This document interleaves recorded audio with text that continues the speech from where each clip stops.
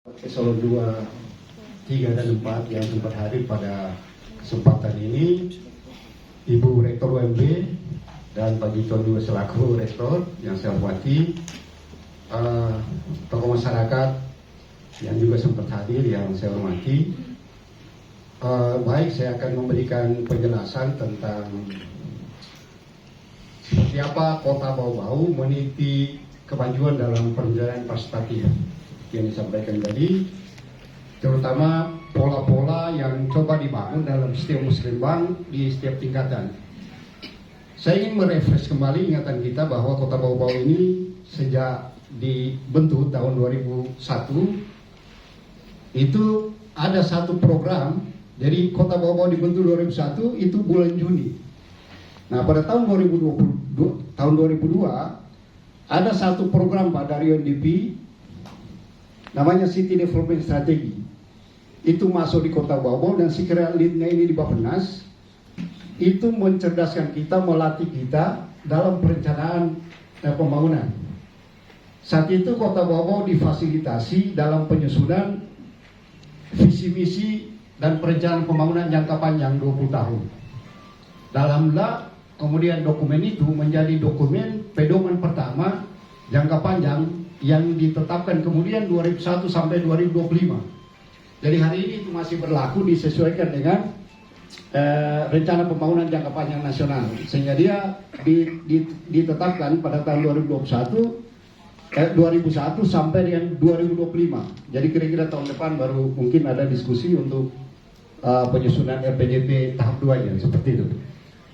Nah, UNDP memfasilitasi kita tidak sekedar penyusunan bagaimana membangun partisipasi publik dalam perencanaan, sekaligus juga kita difasilitasi bagaimana membangun dan menyempurnakan pola-pola muslimbang saat itu dengan keterlibatan masyarakat dan ada pemetaan setiap stakeholder pada tingkat desa dan kelurahan.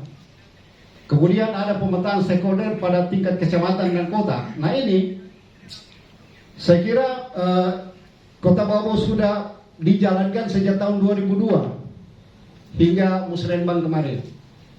Nah, kecerdasan dalam pola perencanaan partisipatif ini saat itu UNDP sebenarnya menggelorakan 10 prinsip tata pemerintahan yang baik atau tata pemerintahan good governance itu.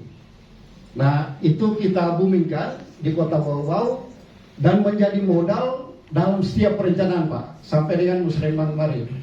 Apa yang disampaikan Pak Ibu Rektor tadi, pelibatan LSM dan kemudian teman-teman dosen muda dalam sebagai fasilitator dalam perencanaan pembangunan.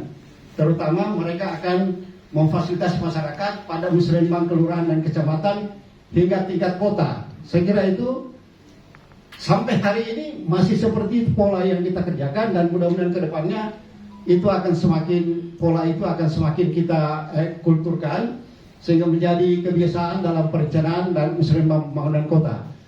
Berikutnya adalah tentang nilai yang inovasi yang dibangun menyangkut jalan lingkar ini. Menurut saya dari pihak masyarakat atau LSM bahwa ini adalah sebuah inovasi yang sudah tepat, Pak.